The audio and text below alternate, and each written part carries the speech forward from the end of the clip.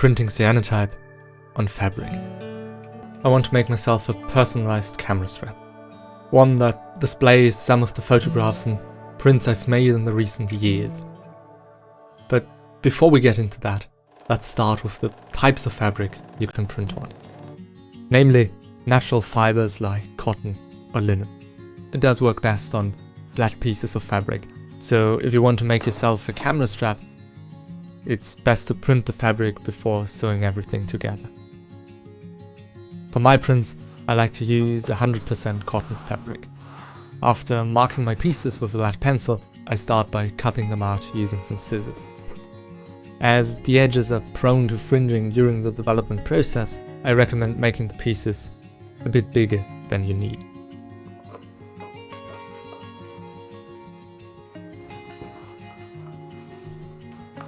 After that, it is time for coating the fabric. For the mixing of the Cyanotype chemicals, just follow the instruction on the packaging.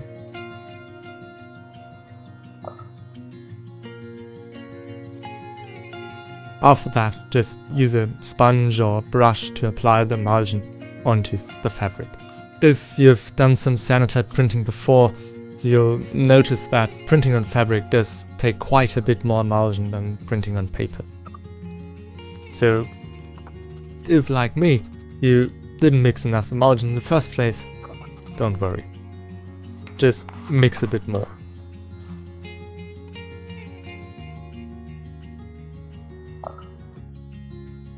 But be careful not to contaminate the contents from bottle A with the contents from bottle B or vice versa. After coating the fabric with the Cyanotype emulsion, hang it up to dry in a dark place. Because only when the Cyanotype emulsion has dried, it becomes sensitive to light. Now, when your piece of fabric is completely dry, it's time for exposure. As I mentioned before, I want to make myself a personalized camera strap that displays some of the photographs and prints I've made in recent years.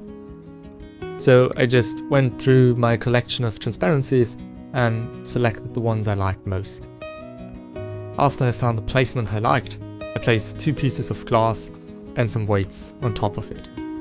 This will squeeze everything together, giving us a nice and sharp print. To expose the print, I used my UV light source. If you don't have something like that, just place it out in the sun. You know that the print is ready for development when it displays a bronze-like color. Speaking of development, you can develop the piece of fabric just like a standard Cyanotype print in cold tap water. As the fabric was completely soaked with the chemicals, it might take a bit longer compared to Cyanotype on paper. Just rinse the fabric until the white parts are truly white and you should be good.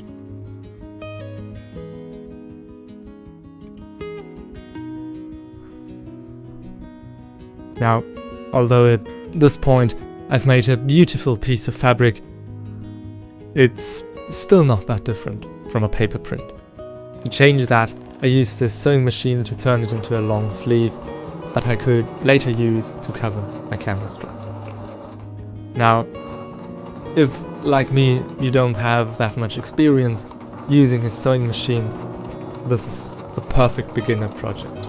It only requires 3 straight seams to create something truly unique.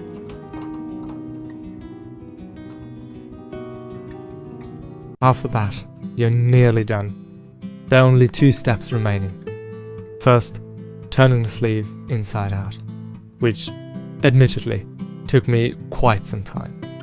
But with some patience and a wooden dowel, I did get it done. And after that, it finally came to putting the sleeve onto the camera strap. Again, this took me quite a bit longer than I expected, but I think it was worth it. And that's it. I believe after all that work, the camera strap turned out beautifully. Not only is it a very unique way of displaying a Cyanotype print, but also a great way of creating something useful using Cyanotype printing. Other than that, I hope that you enjoyed this video and maybe found something interesting or inspiring. As always, if you have any questions, be sure to ask them in the comments. And if you want to see more of these weekly videos, subscribe. Until then, see you next week.